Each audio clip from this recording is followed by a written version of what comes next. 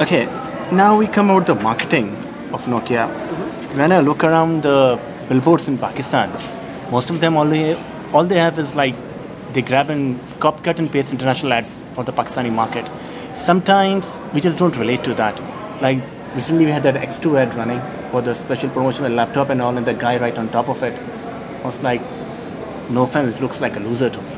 I'm not going to relate myself to him if I want to buy X2 or anything like that. That look at these kind of guys use this. I'm going to stay away from this one. No matter you're giving out laptops, you're giving out anything else. So why don't you guys go for a local, specialized, developed advertising for the country? Local copies. Okay, I'm not maybe a best person to answer the low end. Okay. But definitely, if I look at the high end, I have seen quite a few of research what we have done in several markets, and actually, especially in the high end users, there's actually not that big difference between the markets. So actually, the Pakistani high end, N900 user is actually very similar to the one in Saudi or the one in Europe. Actually, the high end users are pretty similar. So I think for the high end, I wouldn't necessarily go really localized marketing. For a low end, I agree with you, because I think there you see really the kind of national differences, and I don't know if you want to comment on that part, but for the high end, like I say, I mean, the needs are pretty similar, and like I think if I would talk more with you about the 900, I would probably hear very similar approach what I would hear in the consumer Europe. See, it's a specialized device, so this is a totally different segment. We're talking about N8, it's a mid-tier device. It's not on the high end, not on the low end. And most of its users are going to be people in their between the 25 to 45. My father's not going to use it.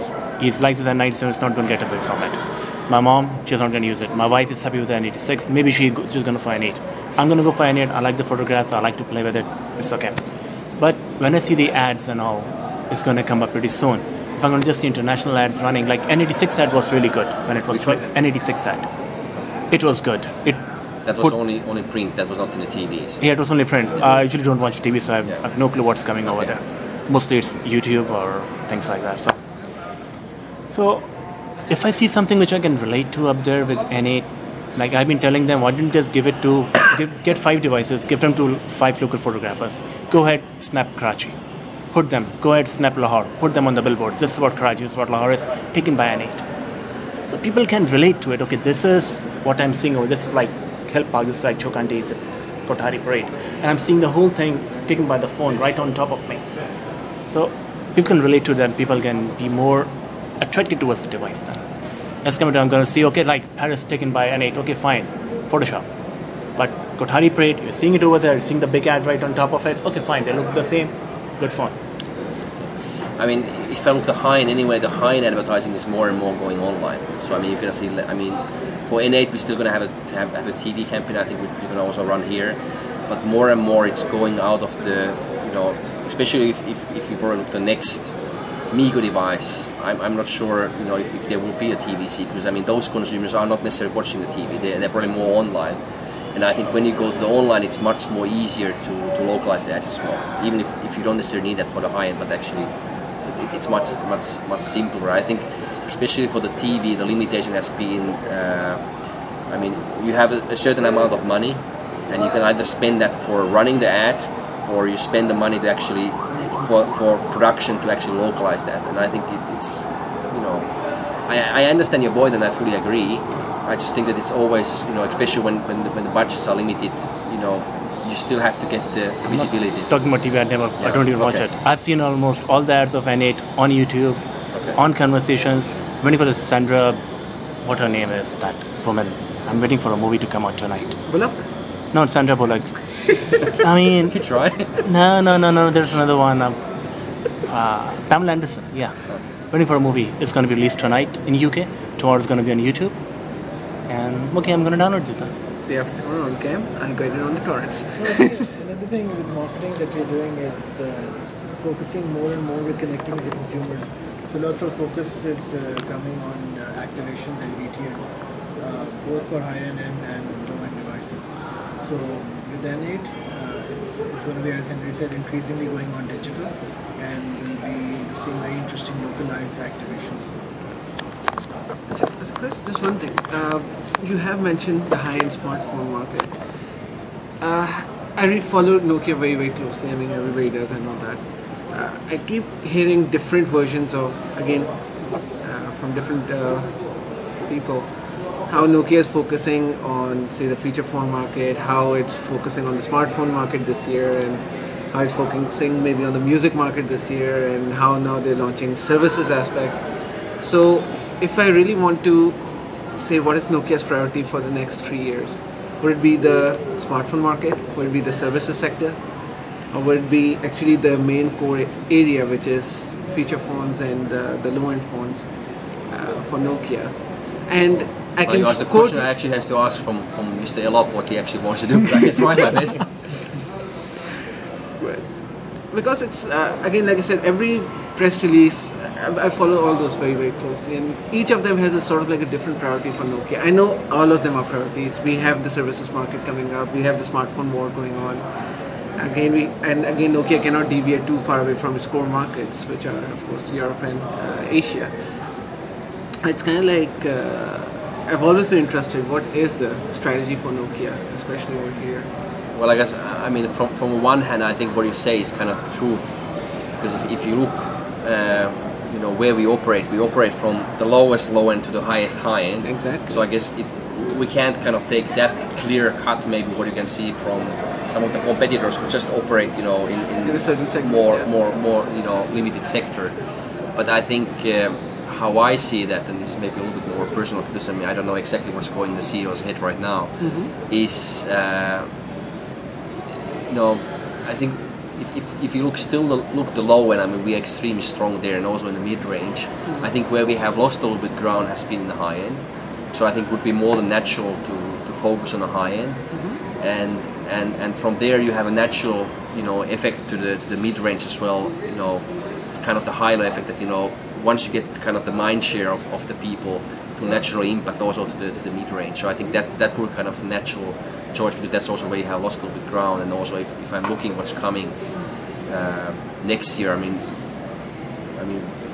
it's very competitive portfolio coming out. So I think that's one part, and then of course the other part is what we already discussed, kind of putting more focus in the North American market, because that's also, you know, kind of where a lot of high-low effects comes, and where a lot of this application I think is happening as well. So that would be my bet, but as said, I guess we have to wait a little bit, like what all the changes the new CEO is doing. Okay.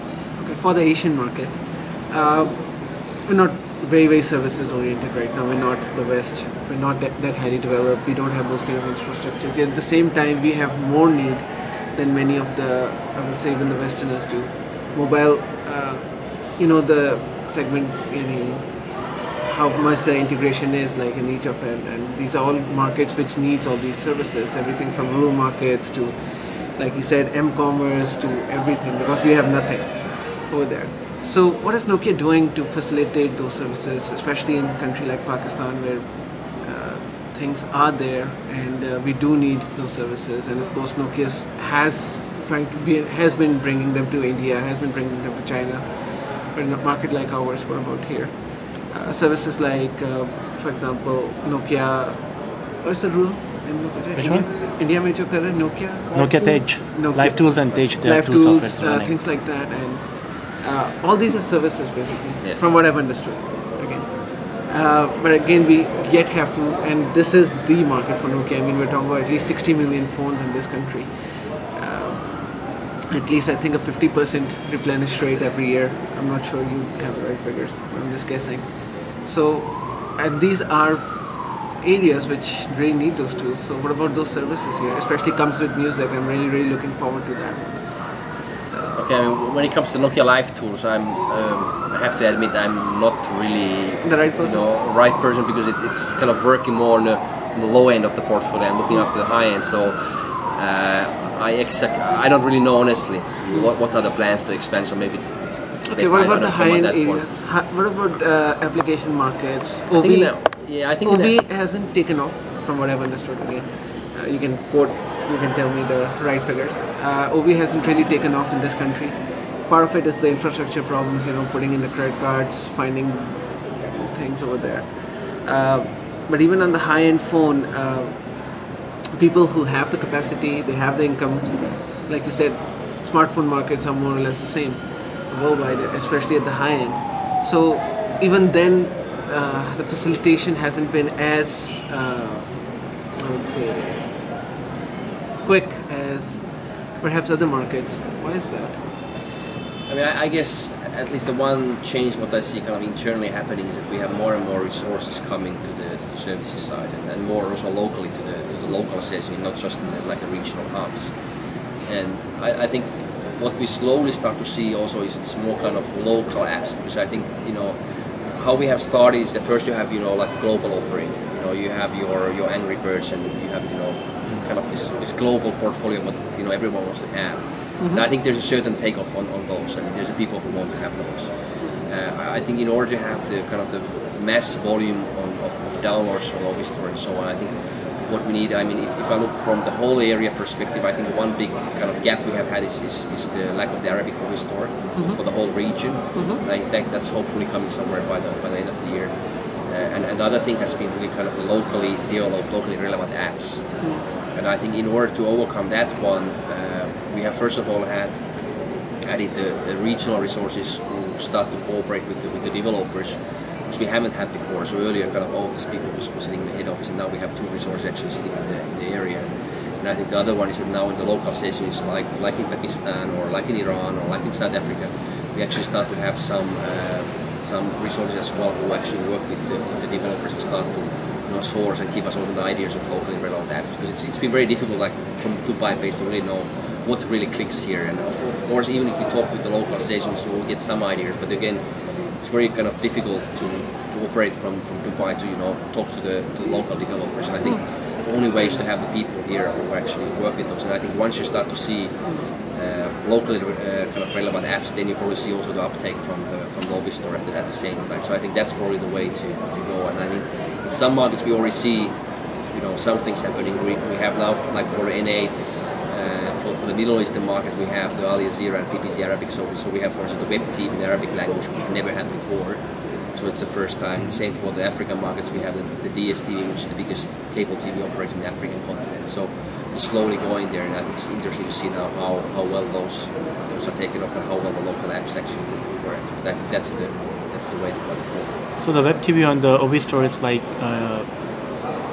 governed by the country from which it's accessing, because when I go to Ovi Store on N8, all I get to see is India TV. I don't get BBC, I don't get National Geographic. That is the PTA. That's the stream is not. No, you can easily get it. It's not a problem. If you just download the software and install it at WGZ, you can access NetGeo, you can access CNN, you can access anything you like. But Ovi Store does not offer me to download it. Yeah, so basically Ovi Store recognizes the country where you come from, and then basically offers the content from that country. In some countries you have some limitations what we can offer, like Saudi Arabia, so we can't offer everything. When it comes to web TV, we have some of the global offering available or embedded from the factory. So you have the E! Entertainment, the National Geographic, and so on. Then we have the local offer as well. Like for the Gulf market, we have the Al Jazeera and BBC Arabic. I think here, I don't now remember by heart, I would guess that the Al Jazeera will be available for the Pakistan variant.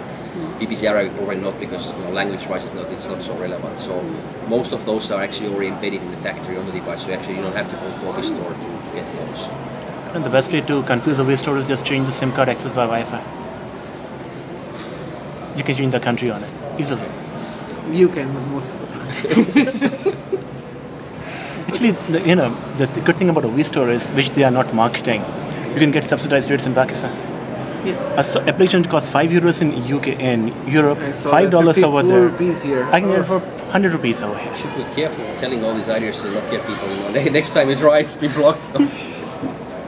No, I'm talking. I'll tell you what the problem is. It's the actual I wanted Ovi to Store buy an because app. it's all subsidized over here.